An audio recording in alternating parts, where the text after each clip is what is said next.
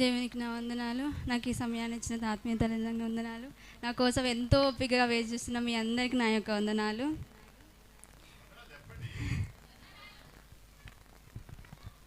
సిలువలో దేవుడు పలికిన 7 మాటలలో దేవుడు నాకు ఇచ్చిన మాట 3వ మాట.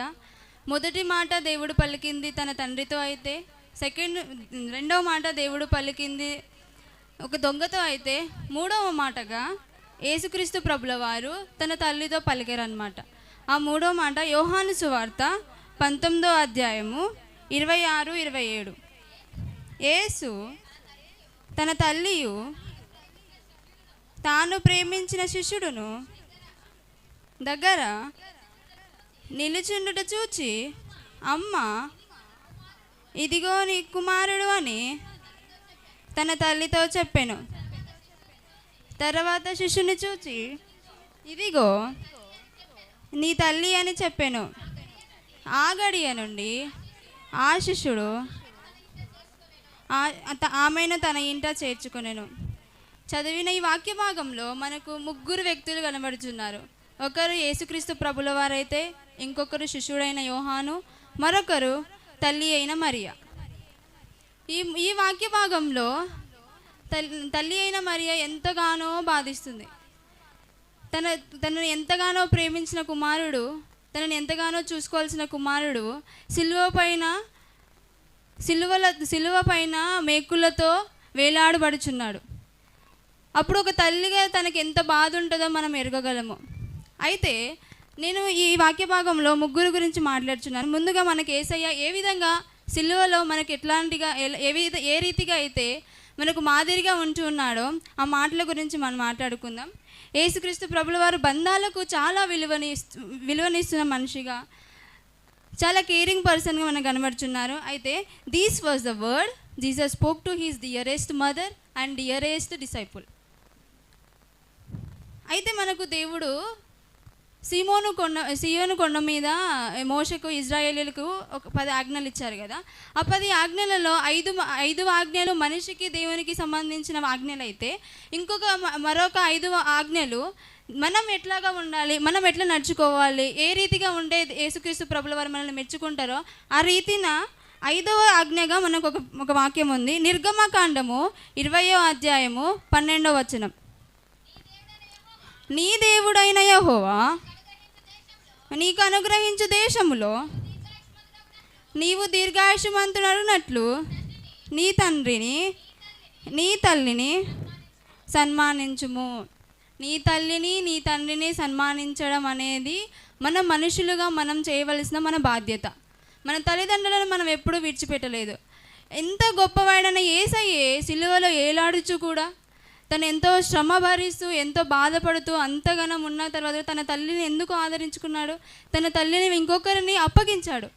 ఒక మాట అన్నాడంట యేసయ్య, అమ్మా నువ్వు నా కోసం ఎంతో భరించావు, నేను నీ కడుపులో పడినప్పుడు ఎన్నో అవమానాలను భరించావు, ఎంతోమంది మాటలను విన్నావు, అయినా కూడా నువ్వు ఇప్పటికీ ఇంత బాధ భరిస్తున్నావు.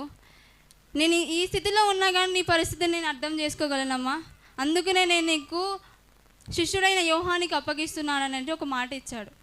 అలాగనే ఇంకా మనము ఏ పని చేస్తే మనము తల్లిదండ్రులను ఎట్లా చూసుకోవాలి, ఏ విధంగా మనం నడుచుకోవాలనేది ఎఫెసీయులకు రాసిన పత్రిక 6వ అధ్యాయము 1-3 వచనాలు.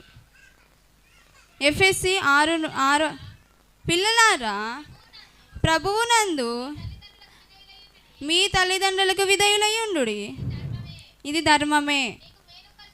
నీకు మేలు కలిగినట్లు నీ తండ్రిని నీ తల్లిని సన్మానింపుము, అప్పుడు నీవు భూమి మీద దీర్ఘాయుష్మంతుడగుడువు.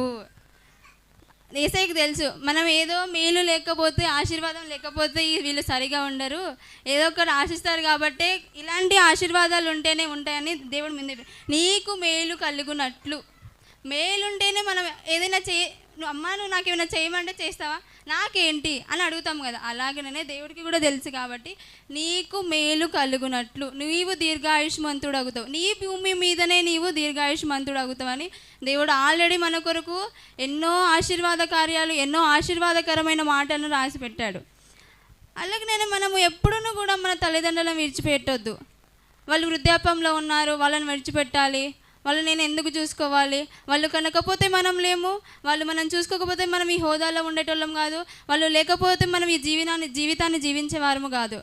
వాళ్ళు ఏ ఆపద వచ్చినా కానీ మనకి ఎవరు ఉంటారో తెలియదు, కానీ మన తల్లిదండ్రులు మనతో ఉంటారు. కాబట్టి ఎప్పుడు మన తల్లిదండ్రులను మనం గౌరవించే వారిగా ఉండాలి. మన తల్లిదండ్రులు అంటే మన కన్నవారే కాదు, మన ఆత్మీయ తల్లిదండ్రులు కూడా. వారు కూడా మన కోసం ఎంతగానో వేచి చూస్తున్నారు, మన కోసం ఎంతగానో ప్రార్థిస్తారు, మన కోసం ఎంతగానో వేగిలాట పడుతుంటారు. మనం ఇంటికి వస్తే చాలు మనల్ని మన తల్లిదండ్రులు పలకరిస్తారో తెలియదు, కానీ అమ్మగారు అయ్యగారు అయితే ఎంత పలకరిస్తారో, ఎంత ఆశపడతారో. నా బిడ్డలు వచ్చారు, నా పిల్లలు వచ్చారు అనుకుంటాం, దగ్గరికి తీసుకొని మనం తిని వెళ్ళేదాకా వదిలిపెట్టరు అనమాట. నీ బస్సు లేటు కానీ నువ్వు లేటుగా నువ్వు ఎక్కడికైనా పో, నాకు సంబంధం లేదు, నువ్వు రావాలి, నా ఇంట్లో నీళ్ళు తాగాలి, తినాలి, వెళ్ళాలి, అంతగా ప్రేమిస్తారు. కాబట్టి నేనైతే ఎంత మంచిగా చెప్తున్నా, నేను అనుభవించాను. మీరు కూడా వస్తే మన తల్లిదండ్రులు అట్లనే చూసుకుంటారు. ప్రతి ఒక్కరు మన తల్లిదండ్రులను మనం ప్రేమించాలి, మన ప్రతి ఒక్క తల్లిదండ్రులను మనం గౌరవించాలి, మన ఆత్మీయ తల్లిదండ్రులను కూడా మనం గౌరవించే వారిగా మనం ఉందాము.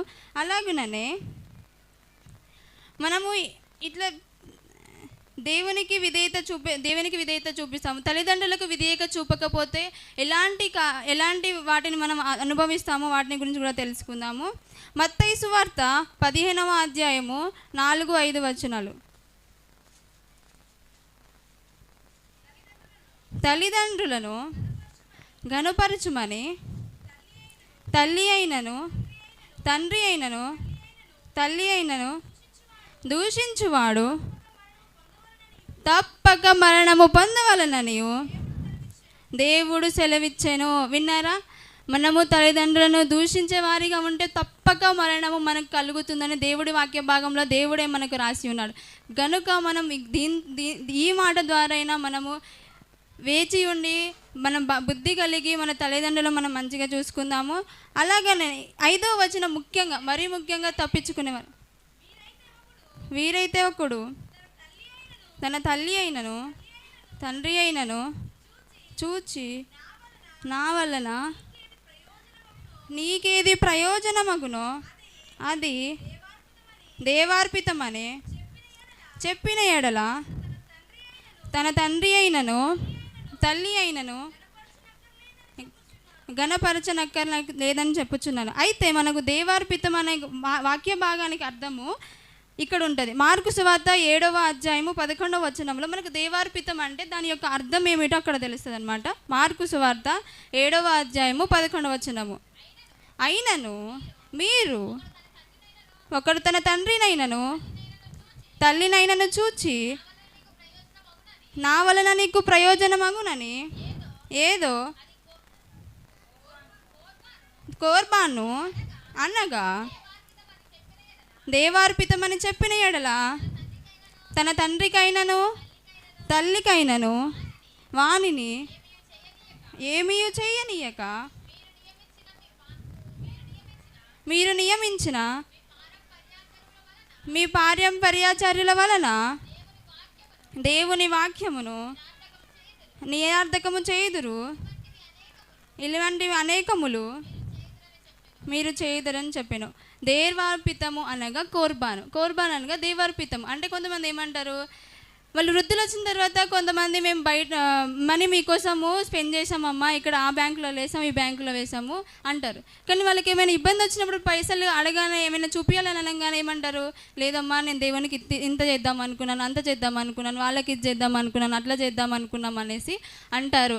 దానికి అర్థము కోర్బాను అనగా దేవార్పితం అని అనుకో. ఇక్కడ దేవుడు ఏమంటున్నారంటే మనం ఒక మనుషులుగా ఉంటున్నప్పుడు మన రెస్పాన్సిబిలిటీ అనేది మనం వదిలిపెట్టకూడదు. మనకు వచ్చిన అధికారాన్ని మనం వదిలిపెట్టు.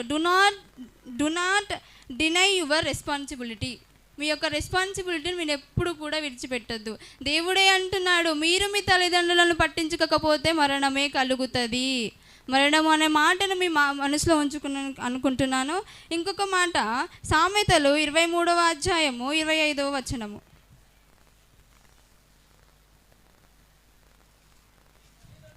నీ తల్లిదండ్రులను సంతోషపెట్టవలెను, నిన్ను కనిన తల్లిని ఆనందపరచవలెను. నా కుమారుడా నీ హృదయమును నాకిమ్ము, నా మార్గములు పనులకు ఇంపుగా ఉండును, ఉండనిమ్ము. అయితే ఈ వాక్య భాగంలో నీ తల్లిని ఆనందపరచవలెను.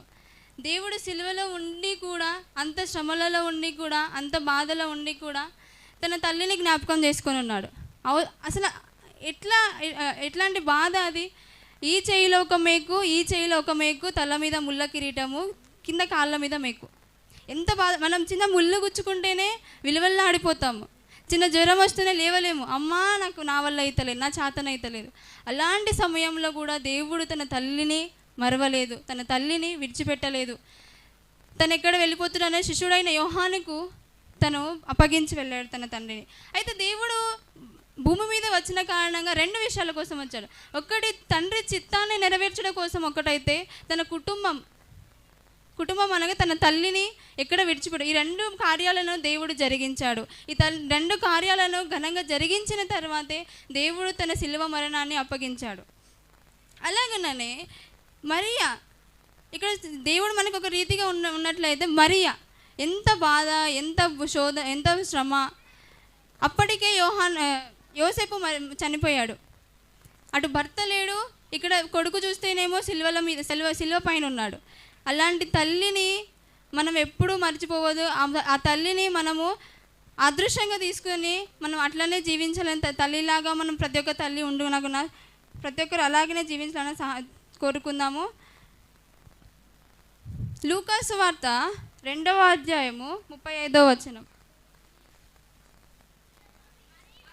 మరియు నీ హృదయములోనికి నీ ఖడ్గము దూసుకొని పోవులని ఆయన తల్లి అయిన మరియతో చెప్పాను. అయితే ఇక్కడ యేసయ్య చిన్నప్పుడు మరియా యెరూషలేము దేవాలయంకు తీసుకెళ్ళినప్పుడు అప్పుడే మరియకి ఒక ఆయన చెప్పినానమాట, నీ హృదయంలోనికి ఒక ఖడ్గబాణం లాగా దూసుకొని పోతుంది. అక్కడ ఏంటిదంటే, ఇప్పుడు శిలువ మీద యేసయ్య వేలాడుతుంటే ఆ తల్లికి ఎట్లుంటుంది, ఒక్కొక్క ఖడ్గ మృగము ఆ ఒక బాణం గుచ్చుకున్నట్టు ఉంటుందని ఎప్పుడో తనకు చెప్పారనమాట. ఇంకొకటి యెషయా గ్రంథము 49వ అధ్యాయము 14వ వచనము.